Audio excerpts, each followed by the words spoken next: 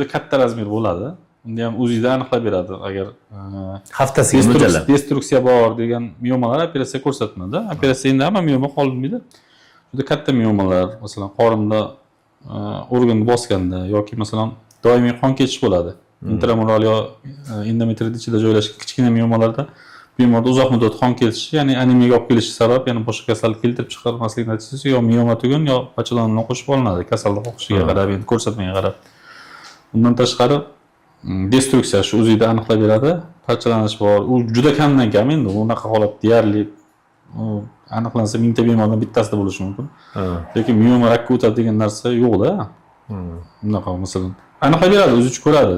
Operatsiya ko'rsatmada doktorga ko'rining yo qildirmang. Mioma bilan masalan O'zbekistonda masalan 18 million ayol jinsi desangiz bo'lsa 3-4% da mioma bo'lsa kerak-da. Bilmay o'tadi ba'zilar. Ba'zilar bilmaydi. Ba'zilar nazorat qilinadi, bo'ldi mioma. Ko'rsatma mioma boshqarsa bo'ladigan kasallik. Boshqarsa bo'ladigan masalan rak oldi kasalligi hisoblanmaydi-da ular endi. Xavfsiz o'sma, oddiy teridagi jirakka o'xshagan narsa u ham.